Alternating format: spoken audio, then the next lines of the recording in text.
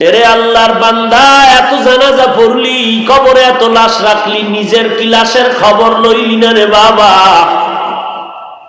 অনেক মানুষের জানাজা পড়লি রে মুমিন, নিজের জানাজার একবারও চিন্তা করো নাই, একবারও কি ভাবো নাই মসজিদের জানাজার খাটিয়া কখন ঘরের দরজায় এসে দাঁড়ায় যাবে? ইমাম সাহেব এসে বলবে জানাজার কাতার সোজা করে নাও, জানাজা হয়ে যাবে।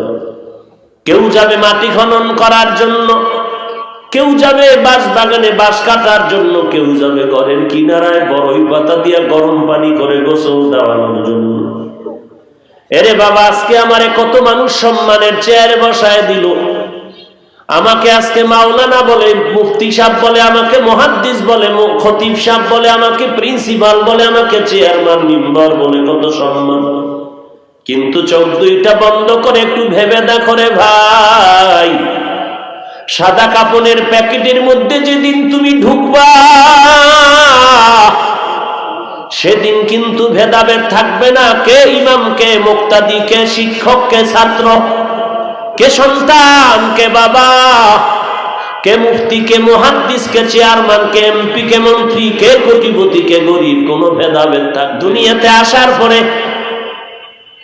আমার জবান দিয়ে কথা বলতে পারি নাই, আম্মু বলতে পারি নাই, আব্বু বলে ডাকতে পারি নাই, হঠাৎ করে আমার জবানের ডাক শিখাইলেন কে? কথা বলার শক্তি দান করলেন কে? বলো, তোমার কোন বাবায় জবানে কথা বলাইলেন? কোন বাবায়? কে? আমি হাঁটতে পারতাম না, বলো তোমার কোন বাবায় হাঁটা শিখাইছে? আমার আল্লাহ। ওরে আল্লাহর বান্দা, এমন সুন্দর চেহারাটা কে বানাইছেন? এরে আল্লাহর গোলাম, আমার এই মুখের মধ্যে দাঁত ছিল না, কে দাঁত দান করেছেন? ওই আল্লাহরে ভুলিয়ে গেছো, আজকে মাজারে কেন দৌড়াও? এরে আল্লাহওয়ালার কবর জিয়ারত করবা নিষেধ না, কারণ আল্লাহওয়ালার কবর জিয়ারত করবা এটা নবীর আদর্শ।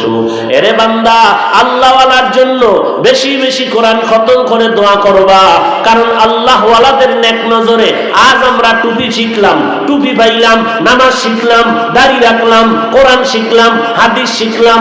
আল্লাহওয়ালাদের সোহবতের কারণে আমরা জাহান্নাম চিনলাম, জান্নাত চিনলাম, গুনাহ চিনিয়া বাঁচতে পারলাম, নেক আমল করার সুযোগ পাইলাম।